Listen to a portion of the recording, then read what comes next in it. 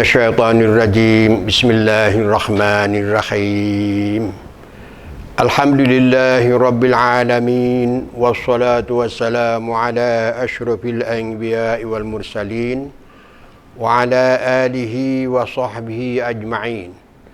Qala Allah Subhanahu wa ta'ala, a'udzu billahi minasyaitonir rajim. Khudh min amwalihim shadaqah tutahhiruhum wa tuzakkihim biha.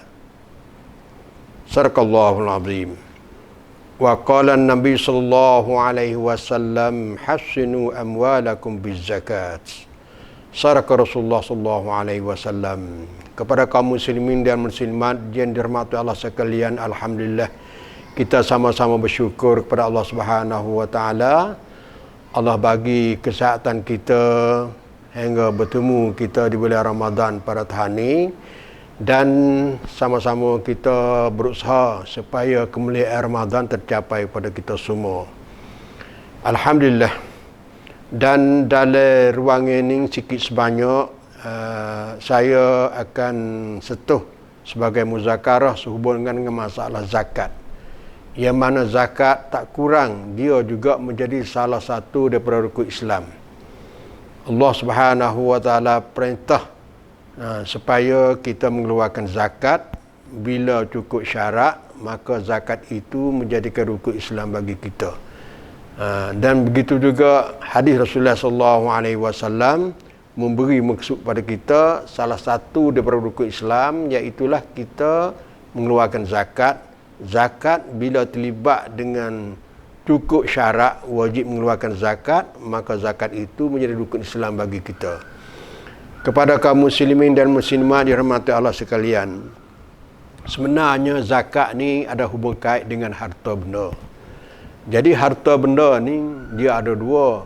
Ada kemuliaan harta benda dengan apa, dan kemusnahan harta benda, jadi cala-cala harta benda kita tu sebab apa.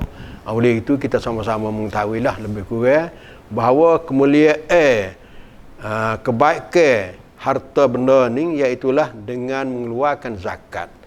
Bila harta kita terlibat dengan zakat, kita mengeluarkan zakat. Bila kita mengeluarkan zakat, maka sudah tentulah harta benda kita tu diberkati oleh Allah Subhanahu wa taala.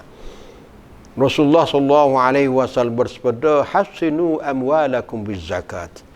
Peliharakanlah keselamatan harta benda kamu dengan kamu mengeluarkan zakat. Jelas.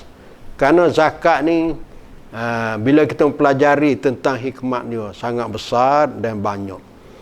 Satu, zakat dapat menghilangkan kelaparan fakir miskin. Jadi orang miskin, orang fakir, orang sesak, duk dahaga, duk rumah, putus makanan, maka zakat tu maknanya salah satu daripada boleh menampung supaya hilang kelaparan orang fakir miskin. Dan bukanlah hanya setakat itu, malahan zakat juga dapat membantu mereka-mereka yang sangat berhajat sehubungan dengan masalahnya apa yang di bidang pelajaran, apa segala macam, jatuh kesakitan ataupun ada timpa malapetaka, maka zakat juga dapat memenuhi ataupun dapat menampung kekurangan. Oleh itu kaum muslimin dan muslimat, tentang zakat ni, hikmat dia bila kita tu mengeluarkan zakat, dan zakat itu begitu banyak, maka sudah tentulah zakat bisa membuat rancangan, buat kerongkan untuk menghapus kefakiran fakir miskin, dengan kita bagi rancangan kepada orang susah, supaya dia tu boleh biak ekonomi dia. Itu pun dengan zakat juga. Itu hikmat. Kepada kaum muslimin dan muslimat dirahmati Allah sekalian, amal zakat memanglah satu sedekah yang besar ganjaran pada Allah Subhanahu wa taala. Di dalam Al-Quran jelas kita mengeluarkan zakat, satu dapat 700 darajah, 700 kali ganda. Bila kita keluar di bulan Ramadan ni pula, 700 tu digandakan 1000 kali 700 ganda. Wa amaluhu mudha'afun. Sebab itulah biasanya di bulan Ramadan ni orang-orang kita, masyarakat kita yang memiliki harta tu sukanya nak mengeluarkan zakat. Kerana apa? Kerana ganjaran adalah berganda-ganda. Itu urusan dengan mengurusan zakat. Kaum muslimin dan muslimat dirahmati Allah sekalian. Dan harta benda kita juga, harta benda kita juga menyebab menjadi kemusnahan. Jadi kekayaan kita dimusnahkan dengan sebab kita tidak mengeluarkan zakat. Maknanya dia panggil kekayaan seseorang akan menipu kemusnahan bila mana ia tidak mengeluarkan zakat. Rasulullah sallallahu alaihi wasallam bersabda, "Ma khalatat as-sadaqah aw qala zakat malan illa absadathu." Maksudnya bila harta zakat duk bercampur dengan harta kekayaan kita yang ada tu, maka zakat itu memusnahkan, jadi punah harta kekayaan kita. Hilang keberkatan. Itu tah dunia. Semasa di dunia ni boleh tengok cala-cala harta kita berpunca daripada kita tidak mengeluarkan zakat. Manakala di akhirat kelak, mati esok, harta kekayaan yang tidak mengeluarkan zakat, jelas dalam Al-Quran, ayat 35 surah At-Taubah, mengatakan zakat itu dipanaskan dengan api neraka, lalu disela dahi orang tidak mengeluarkan zakat, lambung mereka, belakang mereka, seperti mana jelas dalam Al-Quran. Itu di akhirat. Dan juga harta kekayaan yang tidak mengeluarkan zakat, mengikut hadis sahih, akan menjadi ular yang sangat bisa membelik dan mematuk tuannya. Seperti mana ditegaskan dalam hadis Asy-Syarif. Kaum muslimin dan muslimat yang rahmati Allah sekalian. Jadi masalahnya memanglah, maknanya harta benda kita tu ada kemuliaannya dan ada kemusnahannya. Jadi kemuliaan itu dengan kita bersedekah, dan kemusnahan tu kita tidak mengeluarkan zakat, kita tidak mengeluarkan zakat. Oleh itu cubalah kita mempelajari sehubungan dengan masalah zakat ni beberapa peringkat lah. Yang pertama, kita kena tahu kata zakat ni jelas kata dia salah satu rukun Islam. Yang kedua, zakat tu ada beberapa bahagian. Kita telah maklum zakat ni dibagi dua. Satu dia panggil zakat badan, iaitu zakat fitrah, yang kita semua bawa keluar zakat fitrah ni. Sama ada orang tua, budak kecil, semua tu wajib mengeluarkan segata Madinah sore tu tiap-tiap orang. Sebab tu dia panggil zakat badan, zakat yang berkaitan dengan tubuh manusia sendiri. Dan satu lagi zakatul mal, zakat harta benda. Zakat harta benda ning setengah-setengah kita tu ada harta benda, ada benda tetapi kita tak tahu apakah terlibat dengan zakat ataupun tidak. Berapa kata zakat harta benda? Zakat harta benda ni satu dia panggil zakatun ni'ami, zakat binatang ternak. Zakat binatang ternak, orang pera lembu, pera kuba, pera unta, pera kambing, cukup cara-cara dia lah. Yang kedua zakatul asman, zakat emas ataupun perak. Zakat emas perak ni termasuk juga duit sipen, duit taruh tu, duit kertas tu nilai emas, super emas jugalah. Bila lah kita simpan duit, cukup syarat-syarat dia kena mengeluarkan zakat, maka sudah tentulah zakat tu jadi rukun Islam kepada orang tu. Dan selagi zakatul zar'i, zakat biji yang mengenyangkan. Tempat kita ni zakat padi, orang buat padi. Orang buat benda, buat padi, bila cukup syarat dia, maka menjadikan zakat padi itu adalah rukun Islam bagi dia.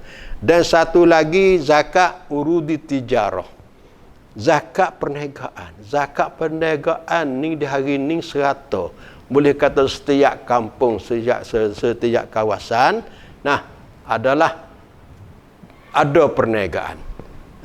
Oleh itu perlunya kita kena mempelajari syarat-syarat nak wajib mengeluarkan zakat perniagaan itu gapo gatik supaya kita tuai kedai ni yang memiliki harta sendiri sedar dan insaf boleh tahu apakah perniagaan kita, jualan kita terlibat dengan zakat ataupun tidak. InsyaAllah kita akan bagi tahu di antara syarat-syarat. Sekarang ni itulah lebih kurang dalam masalahnya pembahagian zakat harta benda. Baik, kalau gitu kita pergi bincang sikit hubung dengan masalah zakat perniagaan. Zakat perniagaan ni, syarat-syarat wajib zakat perniagaan, nak tahu tengok cukup syarat ke tak cukup syarat, maka kita tengoklah di antara syarat-syarat dia. Satu daripada syarat wajib zakat perniagaan ni, Islam. Maknanya orang berniaga tu, kita yang berniaga tu, tuai kedai tu orang Islam. Islam dah kita ni. Yang kedua pula merdeka. Kita tak ada jadi hamba saya orang seperti orang zaman dulu, tak ada. Kita ni orang merdeka belaka. Dua. Dan yang ketiga milik harta tu yang sempurna. Jadi kita tuai kedai tu barang kita sendiri. Perniagaan barang harta benda hak kita sendiri. Kita bukan anak koli. Dan pula cukup nisab. Barang dalam kedai kita tu siapa terhak kena mengeluarkan zakat. Nak tahu tengok cukup nisab tak cukup nisab, dia kira tengok barang hak duk dalam kedai dia tu hak tak ada jual lagi, dan kira duit hak jual dah banyak mana hak duk taruh tu, dan kira duit hak orang beli butai tak bayar lagi. Hipung semua tu bila cukup terhak dia, cukup qadar dia, maka itu adalah dia panggil cukup nisab. Dan satu lagi haul. Haul ni iaitulah milik setahun. Dia meniaga tu cukup setahun. Misalnya tahun ni tahun Hijri ni, tahun Qamariyah, tahun kita, tahun bulan Muharram, bulan Safar ni. Misalnya dia meniaga daripada awal bulan Muharram, maka sampailah awal bulan Muharram tahun depan cukup setakuk, itu dia panggil haul. Baiklah, kalau gitu perniagaan kita ni fardunya, kita meniaga hari itu mula 1 Muharram ada 45,000 ya. Lepas tu sampai ke 10 bulan tu ada dalam 50,000 ya. Cukup setahun, hari cukup setahun tu cukup nisab weh. Hari cukup setahun tu cukup nisab, maka wajib kena mengeluarkan zakat. Dia hari cukup setahun tu bila cukup nisab, cukup qadar dia, maka kena keluarlah zakat. Tak serupa duit sipar. Duit sipar tu mula sipar pada awal tahun tu cukup dah qadar tu. Misalnya 150 misal saja tu. 150,000 dia sipar duit tu pada awal tahun, tak ada kosek-kosek. Sampai ke tahun depan pula tu, maknanya 150,000 tu ada, maka kena keluar zakat lah. Adapun perniagaan tidak. Perniagaan maka sudah tentulah apa dengan hal zakat perniagaan itu, dikira nisab tu adalah akhir tahun. Kepada kaum muslimin dan muslimat dirahmati Allah sekalian, lebih kurang sehubungan dengan masalah nak tahu tengok nisab tu cukup nisab tak cukup nisab. Begini, cukup nisab ni banyak mana nisab? Nisab tu nilai harga emas berat 5 kop cupne. 5 cupne emas tu. Dan hari cukup setahun tu emas tu harga berapa sekup? Emas toko emas mentah dia panggil emas toko tu. Berapa sekup? Misalnya kita kata supaya hari ni, kalau kita tengok harga emas hari ni mahal weh. Dalam sekitar 26,500 sekup. Lepas tu dia nak 5 kop cup ni. Kita taklah 20,500. Lepas tu kita darab. Kita pukul, kita kung dengan 5 cup ni. Lepas tu kita tekan natijah, tekan taukab. Tubiklah. Apa dia ni? 148,400 kub. Itu akar nisab. Nah, kalulah harta kita dalam kedai hak tak nak jual lagi, sekali dengan duit hak jual dah tu, dan sekali dengan hak orang beli butai, siapa 148,400 kub, maka cukup nisab lah. Kaum muslimin dan muslimat tak ada kedai tak cukup nisab. Banyak kan cukup nisab belaka. Bila cukup nisab, kita kena keluarlah zakat. Nak mengeluar zakat tu banyak mana? Kena buat keluar. Buat keluar duit 2,5. 2,5 ni kita tak jumlah harta kita saat ni. Misalnya 500,000. Sekali dengan duit hak dia tak bayar lagi, dia butai, sekali dengan barang dalam kedai kita, sekali duit hak jual dah tu, hipung semua tu 500,000. Tak akal 500,000, lepas tu kita darab, kita pukul, kita pula dengan 2,5. Lepas tu kita tekan persen, tubiklah dah. Banyak tu. Misalnya kalulah 148,040 kub, kita darab atau kita pukul dengan 2,5, maka tubiklah zakat 371 kub. Misal saja dah tu. Lepas tu hak lain-lain lagi, jumlah harta banyak mana pun, kita buat lagu tu lah. Tak jumlah akar tu banyak mana, lepas tu kita pukul dengan 2,5, lepas tu kita tekan persen. Lain pada tu pula, ada satu jalan lagi, ambil jumlah harta banyak mana, kita bagi, kita dengan 40. Lepas tu tekan natijah, tekan taukab, tubik supaya juga. Tu nak gaya kata adalah zakat. Zakat tu bukan tuai kedar. Zakat tu bukan tuai kedar, dia ada tuai. Pia tuai asnah. Asnah yang ada dalam Quran, 8 asnah tu hak dia. Jadi tuai kedai nak pandai-pandai tak boleh dah tu. Mestilah tuai kedai kena bawa keluar tubik kerana hak dia. Lepas tu kalau nak keluar tubik tu tak pandai, tak tahu siapa dia tuai. Hak ning lah pihak majlis agama Islam ni menyusung cara-cara nak menguruskan zakat supaya lebih sempurna, melatihkan amil. Melatihkan orang juga hijau amil ni. Bukan boleh ke dia kerja mengikut apa yang diperintah oleh majlis, oleh wali amri. Pungut, hipung zakat, lepas tu tengok asnah-asnah dia tu dalam tapung tepak tu siapa dia. Asnah pakai baik, asnah miskin baik, asnah sabilillah pun baik, asnah gharimin pun baik. Lepas tu bagi pada asnah-asnah yang ada dalam qadiyah tu. Tapi kena ingat, buku zakat ni bila banyak asnah, kita nak ikut tak boleh tu. Dia kena beri kepada asnah-asnah yang ada sekurang-kurang kena 3 jenis asnah.